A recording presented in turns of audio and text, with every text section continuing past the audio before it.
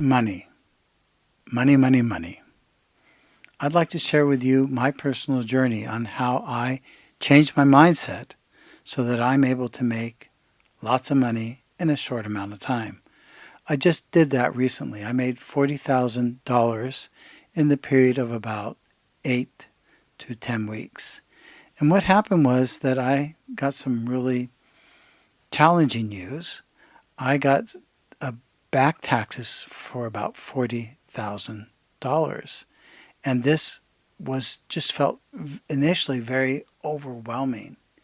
However, the very first thing I did was I stopped and I asked myself, Sigurd, how can I solve this? How can I fix this? Because I have this belief that I don't want to be a victim. I want to be in charge of my life. I want to be able to have a good, healthy control over what's going on. And I thought, well, I do have a very successful business. What if I extended the opening hours and started working more? And lo and behold, that worked, right? I did more work. And the strange thing is, I used to think that doing more work would just tire me out, but it hasn't. It's actually invigorated me. And at the same time as I'm doing more work, I'm building this YouTube channel as well, hoping for and working towards a goal that this YouTube channel will also give me another type of income stream. Let's get back to the whole idea. The quote from Henry Ford is, if you think you can, or if you think you can't, you're right. Now, I really find that quote fascinating. Just think about it. If you think you can, you're right. If you think you can't, you're right. That means that if you have a positive belief about being able to do something, about being able to make money, you're going to get stuck in a self-confirming loop, which tells you a self-fulfilling prophecy, which confirms the fact that you can. However, if you think you can't, you're going to get into that same loop and kind of like feel very down and depressed because you're confirming to yourself that self-confirming prophecy that you can't.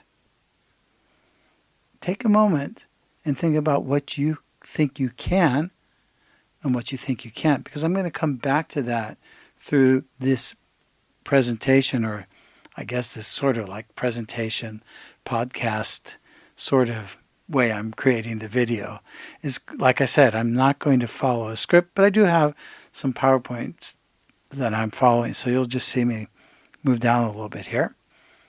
So let me tell you about and share with you again that overwhelming feeling. It was just very, very tough to have so much money, and I really hadn't until recently realized that I could make that much money.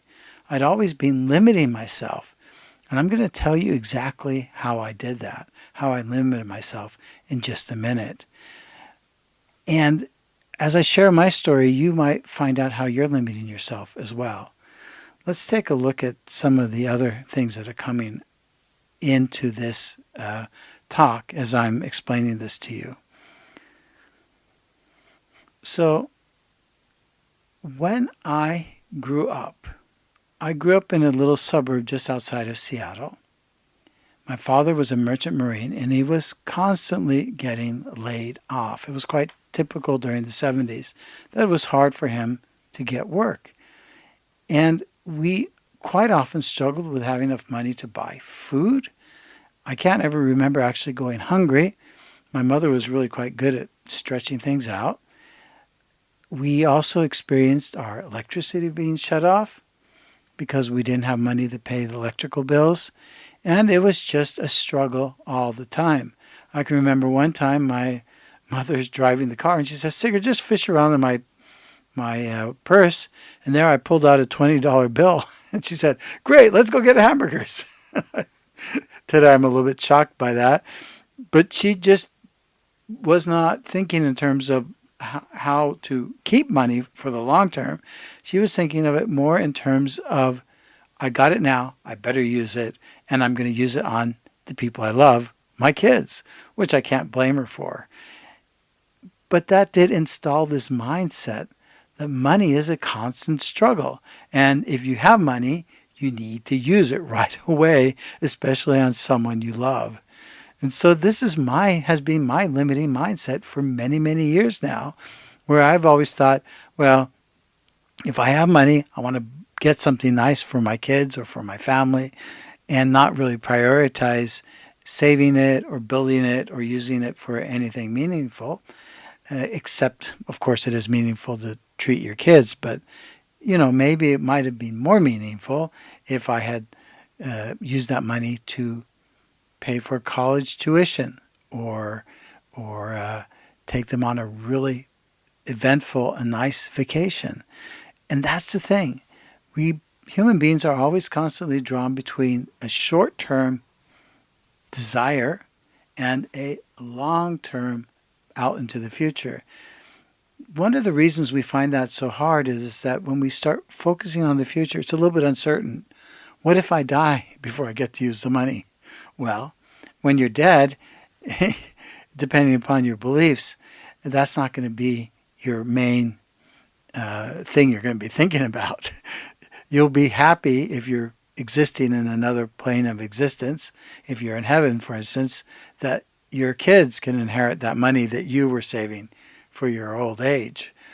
At the same time, we're just constantly drawn between future and now, and the now is much more certain. You know exactly what you're going to get with that money. You're a little bit uncertain what you're going to get with that money in the future. However, how would you have to make the mind shift to be able to focus on the future earnings and saving those future earnings? It has to do with value. You need to focus on the value of what it gives you to be saving money now. Do you get that? It's not about the saving the money for the future. It's about that feeling you get now about saving the money. And if that gives you value, a sense of security, a sense of feeling good and proud about yourself, then you're going to do it. It's really hard to focus on something that might happen 5, 10, 20, 30, 40 years in the future when you might not even be alive at that time. So if you want to start saving money for your future self, you need to start thinking about what it is giving you now. And that's one of the shifts in perception that you need to make. But anyway, I used to think that making money and keeping money was a struggle. And in order to break out of that, I need to change what I'm focusing on. But before I get to that, I want to challenge you and see if we can find out what you're struggling with. I'm going to go through 10 of the most common negative beliefs about money. And some of these do overlap, and there might be some that I don't include. Feel free to pause the video when I'm explaining these 10 most common beliefs and ask yourself, is there some sort of backstory that explains why you think the way you think? And when we get to the point in the list that I'm going to give you, you'll realize where my backstory comes in. Okay, so money is the root of all evil. Some people genuinely believe that, and we also look at some of the most successful people in the world and think, well, they must be evil people. I don't believe that one single bit. Lots of people are using their money for good and really philanthropically and really helping a lot of people. Some people generally believe they don't deserve it. They don't deserve to have money. Some people believe they don't deserve to have love. They don't deserve to have success. This idea that I don't deserve it is extremely limiting and very, very painful for a lot of people, especially when it comes to money. Rich people are selfish or greedy. That's just such a terrible belief to have about other people. And you don't want to be that other person, do you? You don't want to be the Scrooge that's screwing everyone over, right? You don't want to be some little green guy stuck in a mountain trying to ruin other people's Christmas. I certainly don't. Some people think, well, I'm just not good with money. And they kind of laugh at themselves and they compensate by thinking, well, that's okay. I'm not very good at it. Other people might think, it's not spiritual to focus on money. Come on, I'm part of this spiritual domain, and it just is a disservice for me. I'm not going to be materialistic whatsoever. Another thing is that, and this is the one that resonated with me the most, is money is hard to come by. It's hard to keep. And when I was into that focus, when I used to be there, money was always a struggle. Always a struggle. And I was just repeating the same patterns that I'd grown up with as a child. And we do have a tendency to do that, to repeat the same patterns. We do that in terms of our love life. We do that in terms of how we raise our kids. If you're not aware that you're going to do that, then you need to change. You need to become aware and change, right? It's just not about your life partner that we repeat the patterns. It can be about money. It can be about how you look at work, how you look at your friends, what kind of hobbies you have, etc. Maybe you are limiting yourself too much because you're just repeating the same thing over and over again from what you grew up in. Another limiting belief that people have is, I need money in order to make money. Have you ever heard that one? Oh, well, why is that person rich? Because they have money to begin with. But at some point, whether they inherited that money or not, someone had to make the first amount, right? So where did that come from? It's like the chicken and egg. Well, in this case, we know what came first. There was a person who had an idea and was able to generate and make money. So there's no doubt that they used that money to leverage more money, and that's a whole other skill that you can acquire if you watch other YouTube videos about investing and how to place your money wisely. However, you don't need money in order to start making money. And again, what is your narrative? Why would you believe something like that? What's the story behind, the backstory behind these negative beliefs? You have to work really hard in order to make money. Of course, this is another narrative based on the whole idea that hard work is going to make lots of money. Well, unfortunately, maybe not so much working hard, but knowing how to work smart. That's where you need to know how to leverage your money. Another thing is, I'll lose all my friends if I become wealthy. People won't like me anymore, or they'll just like me for my money. And who knows, that may or may not be true. I personally don't think it's true. I think it's extremely important to be able to get rid of all these negative beliefs. And I'm going to tell you exactly how to do that. And the way we're going to do that is we're going to look at the narrative that I grew up with, as I said earlier, in terms of how money used to be a struggle. Like I said, my dad was a merchant marine and he was constantly getting laid off. And I grew up during the 70s. And I can remember the time when the electricity bill didn't get paid. And that was really, really hard on the family. And somehow we would always manage to have enough money, just barely, for food and paying bills, except for that one time. And I did not really think about it until I started making this video and started making my a huge amount of money in a short amount of time. But through just observing my parents and what was going on, I just kind of, as a kid, adopted the idea, money is hard to make.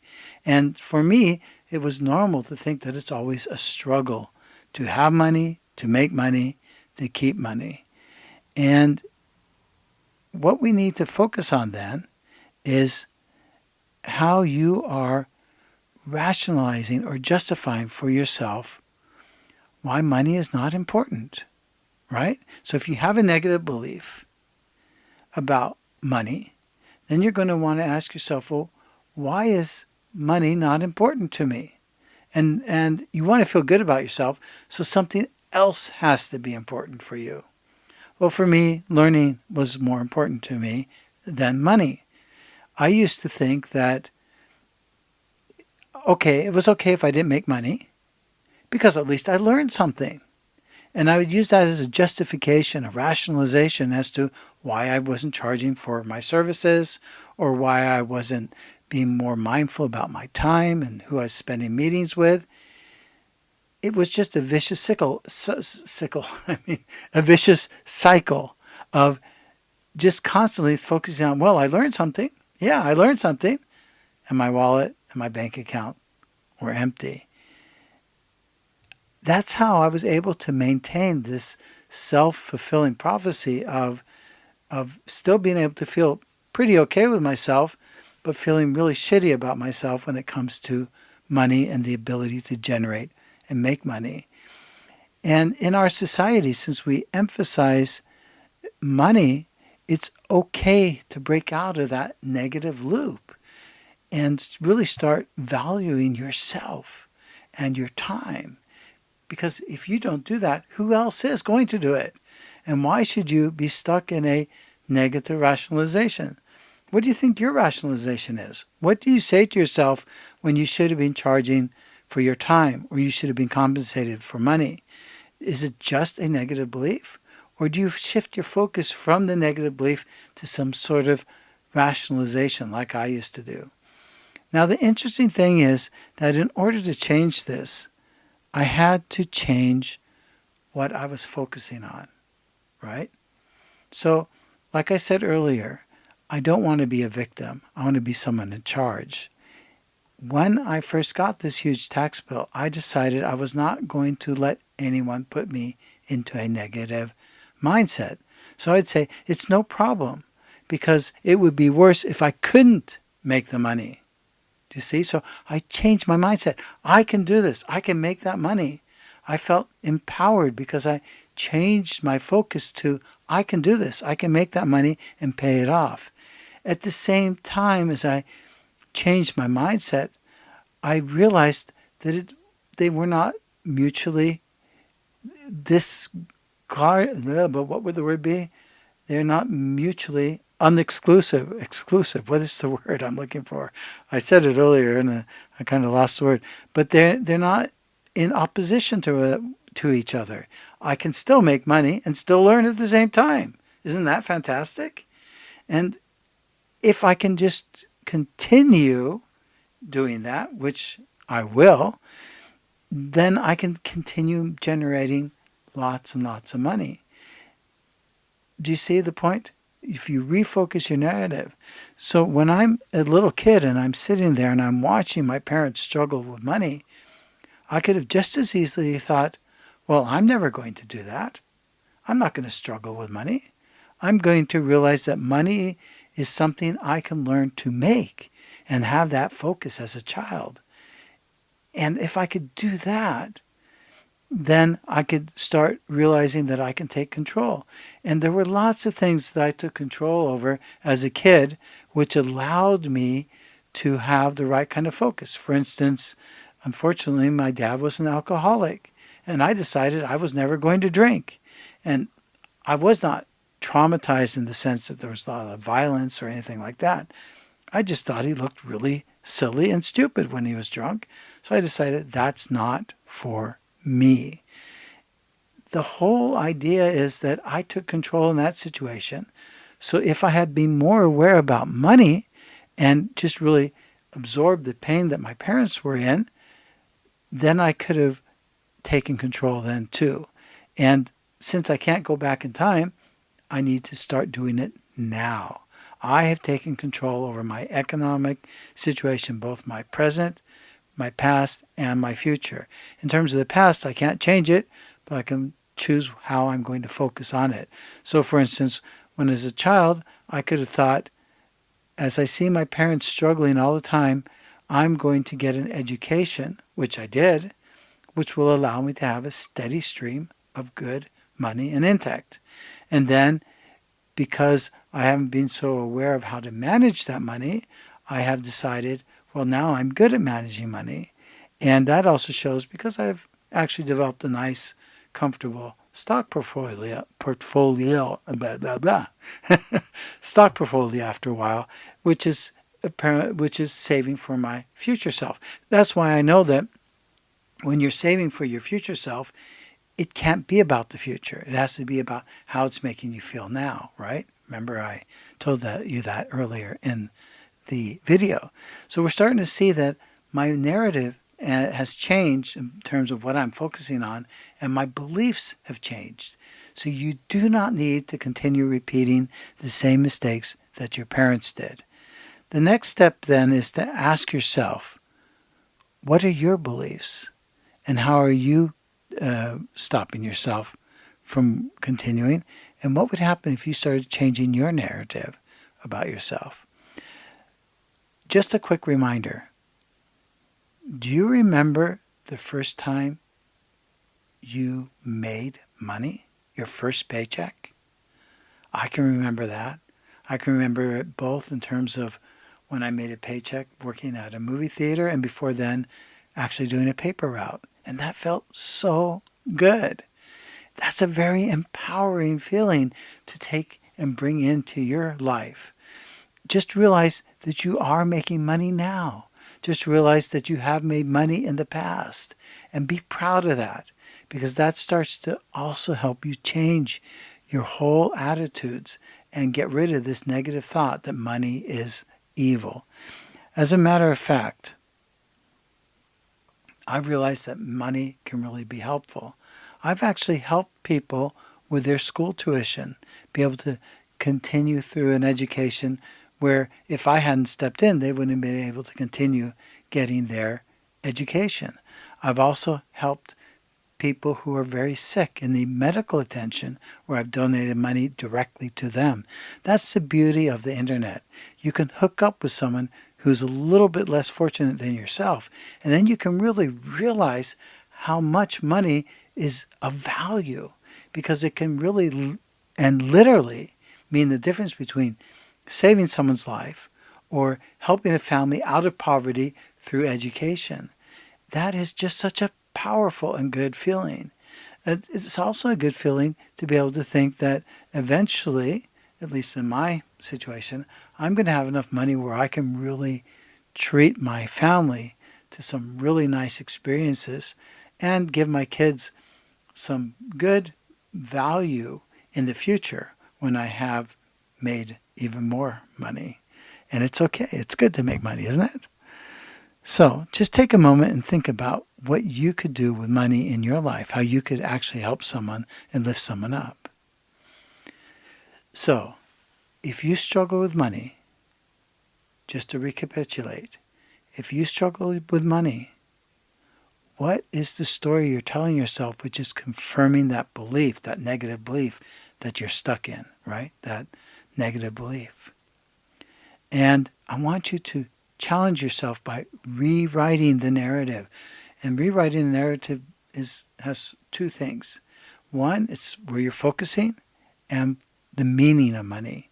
So for me, the meaning of money, as I illustrated earlier, was that I can actually help other people. What would it be for you? That ability to help other people, is that important for you? Is it just gives you pleasure in and of self that you're building up a good, stable economic situation for your family and for your life now? And just imagine that if you sincerely believe that you can make money, what are some of the opportunities that you might be able to see and grasp that you currently don't grasp now? You really need to believe it from the inside, and then the outside in your behaviors will start to follow. And you'll just be amazed about everything that just, of opportunities that just pop into your mind, and you will not limit yourself anymore. You'll just be able to go out there and get things done.